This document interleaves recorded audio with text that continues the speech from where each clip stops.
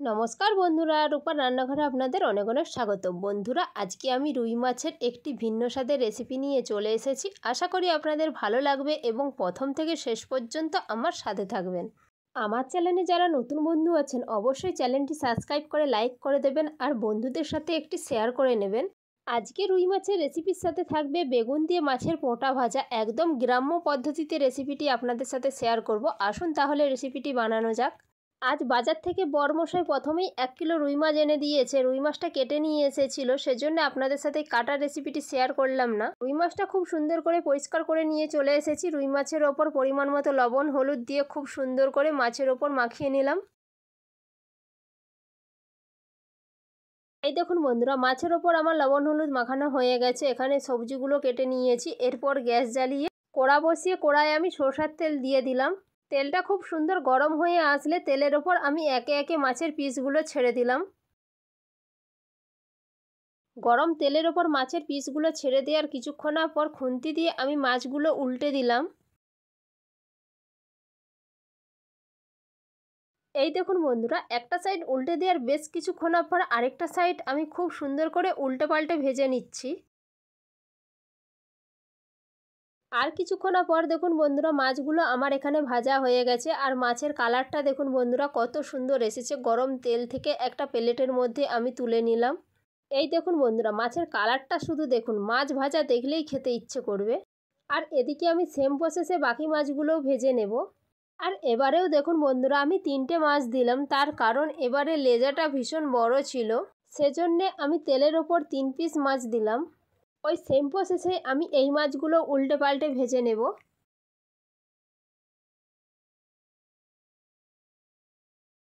এই দেখুন বন্ধুরা, এই মাছগুলো আমি খুব সুন্দর করে লাল লাল করে ভেজে নিয়েছি। এরপর গরম তেল থেকে ওই একই প্লেটের ওপর আমি তুলে নেব।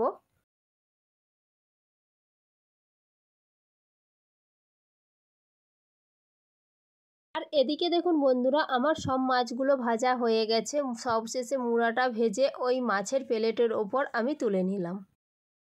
ওই মাছের তেলের ওপরেই ছোট করে কেটে রাখা বেগুন দিয়ে দিলাম। খুন্তি দিয়ে একবার একটু নেড়ে চেড়ে নিলাম। বেগুনের ওপর দিয়ে দিলাম পরিমাণ মতো লবণ, পরিমাণ মতো হলুদ। খুন্তি দিয়ে আরও একটু নেড়ে চেড়ে কড়ার বীজঘানটা একটু ফাঁকা করে দিলাম। এরপর মাছের পোঁটাটা দিয়ে দিলাম। মাছের পোঁটাটা বেগুনের সাথে খুব সুন্দর করে খুন্তি দিয়ে নেড়ে চেড়ে নিলাম। কিছুক্ষণের মধ্যে দেখুন বন্ধুরা, পোঁটা থেকে কত সুন্দর তেল ছেড়ে আসছে। আমি কিন্তু এটা চাপা দিব না, খুন্তি দিয়ে বারবার নেড়ে চেড়ে নেব। এই পর্যায়ে আপনাদের যদি মনে হয় বেগুনগুলো একটু বড় সাইজের কাটা হয়ে গিয়েছে, তাহলে কোনো সমস্যা হবে না। এইভাবে খুন্তি দিয়ে বারবার নেড়েচেড়ে নিতে নিতে বেগুন অটোমেটিকলি সিদ্ধ হয়ে যাবে। যেমন আমার এখানে দেখুন বন্ধুরা, বেগুনটা কত সুন্দর সেদ্ধ হয়ে গিয়েছে। আর মাছের পোঁটাটাও দেখুন কত সুন্দর লাল লাল ভাজা হয়েছে। আর এটা রুই মাছেরই পোঁটা, সেজন্য এই পোঁটাটা তিতা লাগবে না। মাছের পোঁটাটা কড়া থেকে একটা পাত্রের মধ্যে তুলে নিলাম। কড়াটা পরিষ্কার করে গ্যাস জ্বালিয়ে কড়া বসিয়ে দিলাম। কড়ার ওপর তেল দিয়ে দিলাম। তেলটা গরম হয়ে আসলে পটল দিয়ে দিলাম। পরিমাণ মতো লবণ হলুদ দিয়ে খুন্তি দিয়ে একটু নেড়ে চেড়ে নিলাম। একদম হালকা আঁচে বেশ কিছুক্ষণ নেড়ে চেড়ে নেওয়ার পর পটলগুলো দেখুন বন্ধুরা কত সুন্দর লাল লাল হয়ে আসছে। আরও কিছুক্ষণ খুন্তি দিয়ে আমি পটলগুলো নেড়ে চেড়ে নেব। পটলগুলো দেখুন বন্ধুরা ঠিক এই রকম টাইপের ভাজা হবে। এরপর একটা পাত্রের মধ্যে তুলে নিলাম। কড়ায় আবারও তেল দিয়ে তেলের ওপর আমি দিয়ে দিলাম কেটে রাখা আলু, পরিমাণ মতো লবণ হলুদ। খুন্তি দিয়ে নেড়ে চেড়ে নিলাম।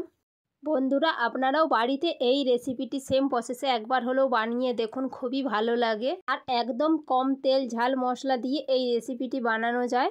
এখানে আমি আলুগুলো বেশ কিছুক্ষণ ধরে লাল লাল করে ভেজে নিয়েছি। এরপর একটা পাত্রের মধ্যে কড়া থেকে নামিয়ে নিলাম। কড়ার মধ্যে তেল দিয়ে দিলাম। ফোড়নে দিয়ে দিলাম একটা শুকনো লঙ্কা, গোটা জিরে। এরপর আমি আদা বাটা দিয়ে দিলাম। আদা বাটাটা তেলের ওপর খুন্তি দিয়ে খুব সুন্দর করে নেড়ে চেড়ে নিলাম। আদার কাঁচা গন্ধ চলে গেলে জিরে বাটা দিয়ে দিলাম। জিরে বাটাটাও তেলের ওপর খুব সুন্দর করে নেড়ে চেড়ে নেব। এই দেখুন বন্ধুরা, জিরে বাটাটা আদার সাথে খুব সুন্দর করে নেড়ে চেড়ে ভেজে নিয়েছি। এরপর আমি উপর দিয়ে দিয়ে দিলাম টমেটো কুচি। টমেটোটা মশলার সাথে একটু নেড়ে চেড়ে মশলার পরিমাণে টমেটোর ওপর দিয়ে দিলাম পরিমাণ মতো লবণ, লঙ্কা গুঁড়ো। আবারও খুন্তি দিয়ে বেশ কিছুক্ষণ নেড়ে চেড়ে নিলাম।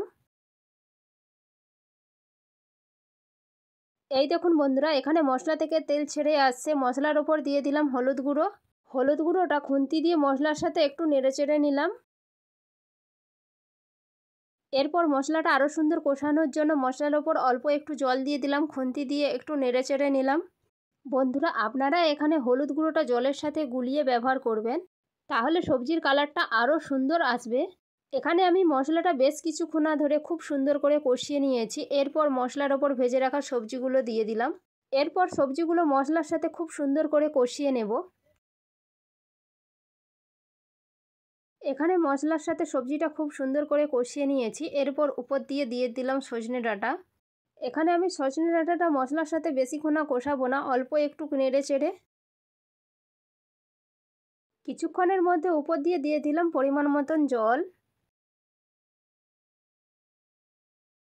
এই দেখুন বন্ধুরা, এখানে আমি সবজির পরিমাণে উপর দিয়ে জল দিয়ে দিলাম। খুন্তি দিয়ে একটু নেড়ে চেড়ে নিলাম। দেখুন বন্ধুরা, এখনই কত সুন্দর সবজির কালার এসেছে।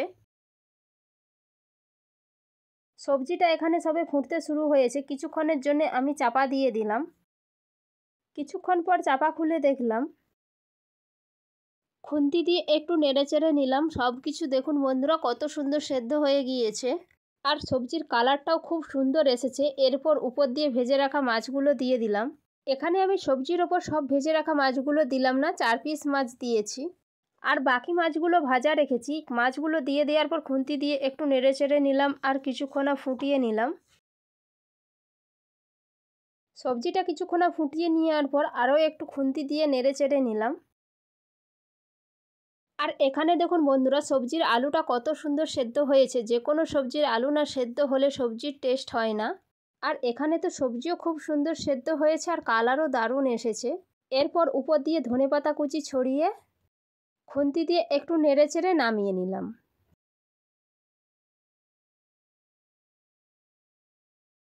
এই দেখুন বন্ধুরা, এখানে আমি একটা বড় পাত্রের মধ্যে নামিয়ে নিয়েছি আর সব কিছু খুব সুন্দর করে সাজিয়ে নিয়েছি।